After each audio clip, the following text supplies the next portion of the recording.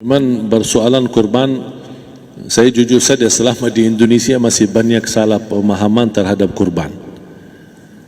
Dan saya pernah berkata, memang Islam kita di Indonesia Islam keturunan.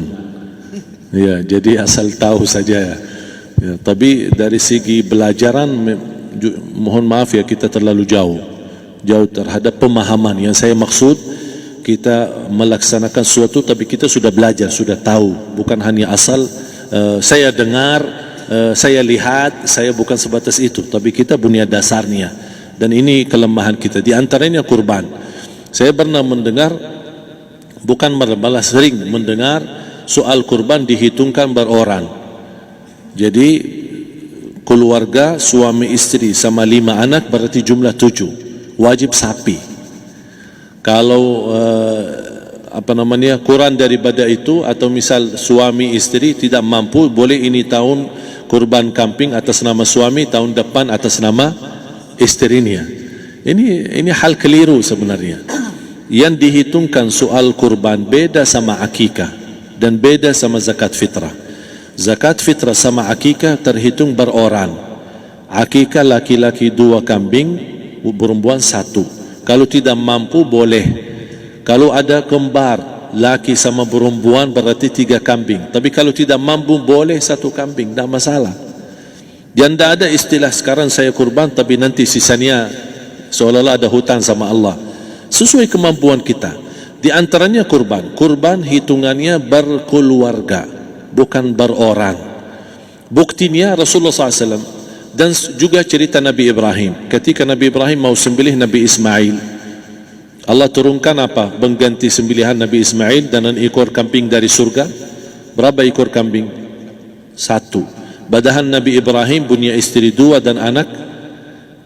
Ada istri Siti Hajar dan Sarah. Kemudian anaknya Ismail dan Ishak. Berarti semuanya berapa? 5. Kenapa Allah tidak turunkan 5 ekor kambing? Karena hitungannya memang 1 keluarga.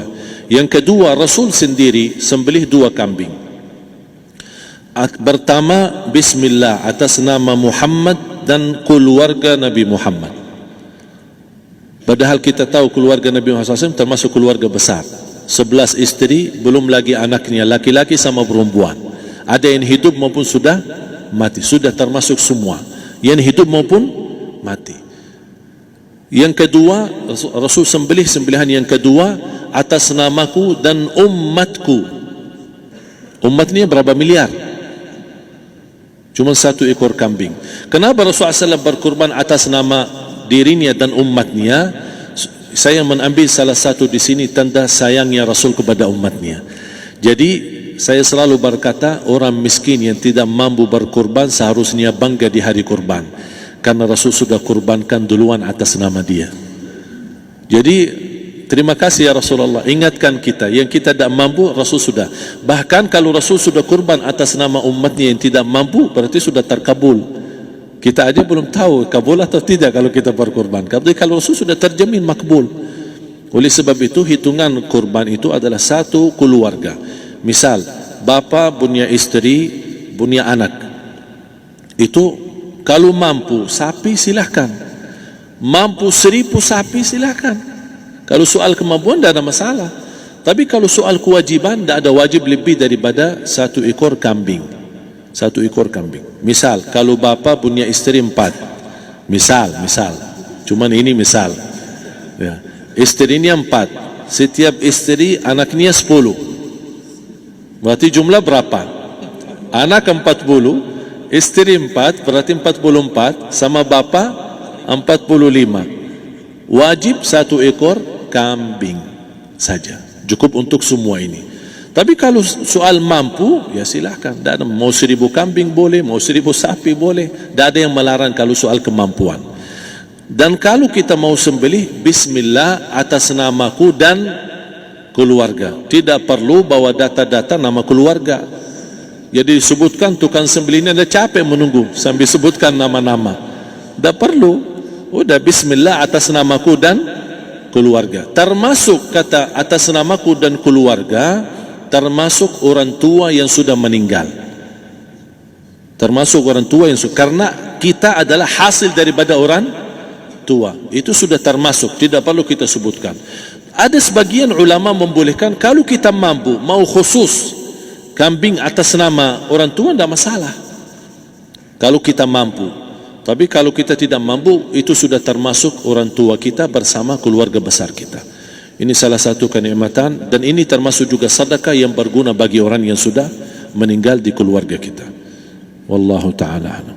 Dan juga masalah panitia, bisa kita mewakili.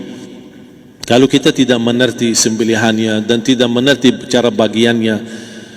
Tapi ada satu sunnah yang termasuk kehilangan sunnah ini, adalah banyak yang tidak mau makan dari hasil kurban. Padahal itu sunnah Rasul. Dari akikah boleh makan, dari kurban pun boleh makan. Bahkan sunnah SAW dibagi 3. Sepertiga pertama dihadiahkan. Maksudnya kata dihadiahkan kepada orang kaya. Misal tetangga saya tapi orang kaya, dia bukan miskin, tapi boleh saling hadiah. Karena inti daripada hadiah silaturrahim. Ada keluarga kita termasuk mampu, tapi saya kasih, ini alhamdulillah saya sembelih sapi. Barangkali dia tidak mampu, cuma sembelih kambing. Udah, kita dapat daging kambing, dia dapat daging sapi. Tapi dengan niat hadiah, bukan sedekah, karena dia bukan orang miskin yang menerima sedekah. Yang sepertiga yang kedua adalah sedekah. Sedekah itu termasuk orang miskin. Yang ketiga, kita makan sendiri. Bahkan Rasulullah SAW selepas Idul Adha, beda sama Idul Fitri. Sebelum Idul Fitri dia makan kurma, meyakinkan batalan puasa. Tapi kalau Idul Adha tidak makan dan minum sebelum salat, kenapa? Bukan berarti tidak boleh. Tapi Rasulullah SAW ingin pertama pembukaannya, buka sarapannya atau makan di pagi harinya selepas Idul Adha adalah dari hasil sembelihan kambing itu atau dari kurban.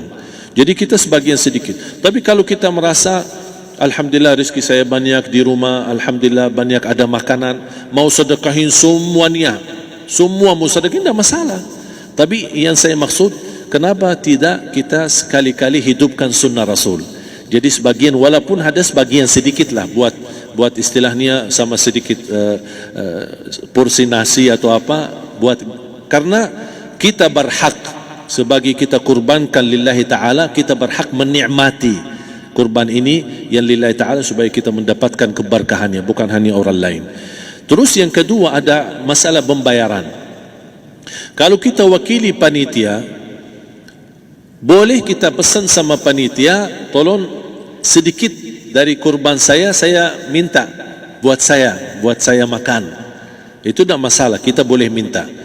Dan boleh kita wakili, tapi kita tolong ingatkan, tidak boleh pembayaran hasil sembelihan itu dari kulitnya. Ini menjadi salah satu persoalan di Indonesia. Banyak tukang sembelih datang, ketika kita tawarkan untuk sembelih ini, berapa pak? Oh tidak apa-apa, kasih aja kulitnya sama kepalanya. Jangan anda setuju, jangan anda terima. Oh maaf saya tidak bisa. Bapak berapa ongkos sembelihannya? Kita harus sepakat dulu. Tidak, saya ikhlas, tidak apa-apa, seikhlasnya. Tapi yang penting kepalanya sama kulitnya. Itu aja yang saya minta, yang lain tidak apa-apa. Tidak boleh. Tidak boleh. Kenapa? Karena ini kurban. Kata kurban berarti lillahi ta'ala, bukan untuk jual beli. Kalau kita sudah bayar dari bagian kurban, berarti bukan lillahi ta'ala. Harus kita jaga amalan itu. Tapi bagaimana cara jalan keluarnya? Kita harus sepakat, ijab kabul. Sepakat dulu, Pak, saya udah begini, saya kasih untuk sembelihan 50.000. Bapak setuju? Ya udah setuju. Selesai kan? Sudah sembelih, sudah potong, sudah semua. Lepas ini semua kita kasih ongkos 50.000 ongkos sembelihannya. Habis itu, Pak, kulitnya sama kepala hadiah buat Bapak. Itu dah apa-apa, dah masalah. Tapi bukan untuk bayar sembelihan. Faham maksud saya? Harus dibedakan supaya jangan sampai amalan kita kurban habis biaya, habis ini malah tidak diterima karena sudah kita bayar sebagian daripada kurban. Saya silahkan bayar apa yang kita sepakati, mau hadiahkan kepada dia karena kita tidak bisa guna. Buat apa yang kita mau gunain kulitnya? Tidak bisa. Tapi mereka buat mereka lebih berguna, oleh karena itu kita bisa hadiahkan untuk mereka. Bahkan kita bisa juga kasih daging untuk mereka bisa menikmati sebagai sedekah. Wallahu taala alam.